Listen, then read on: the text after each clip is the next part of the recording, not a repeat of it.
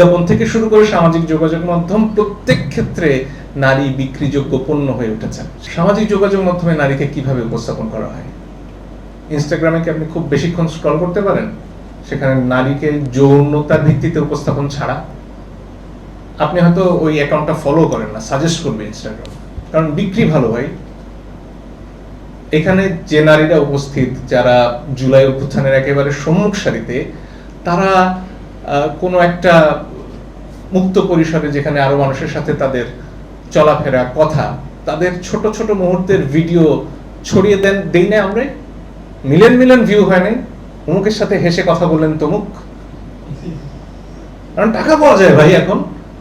এই অর্থহীন জিনিসটা, যেখানে একজন নারীকে তার সম্মতি ছাড়া অযাচিত ভাবে উপস্থাপন করা হচ্ছে, এটার জন্য সোশ্যাল মিডিয়া আমাদের টাকা দেয়।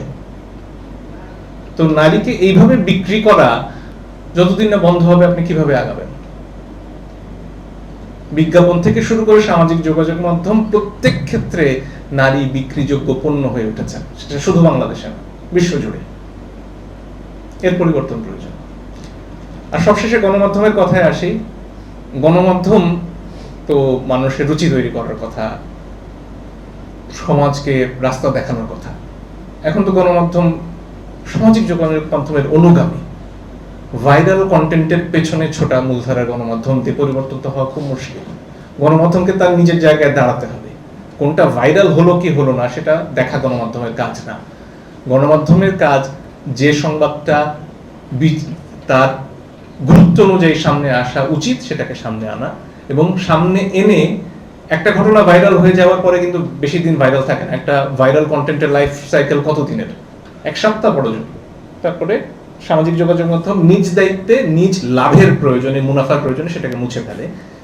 গণমাধ্যমের কাজ সেটাকে ধরে এগিয়ে যাওয়া, সেটার পেছনের ঘটনাগুলোকে সামনে আনা, বিচার নিশ্চিত করার জন্য লেগে থাকা।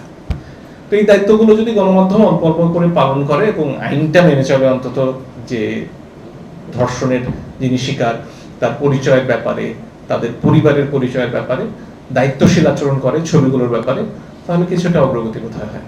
এতটুকু বলার ছিল।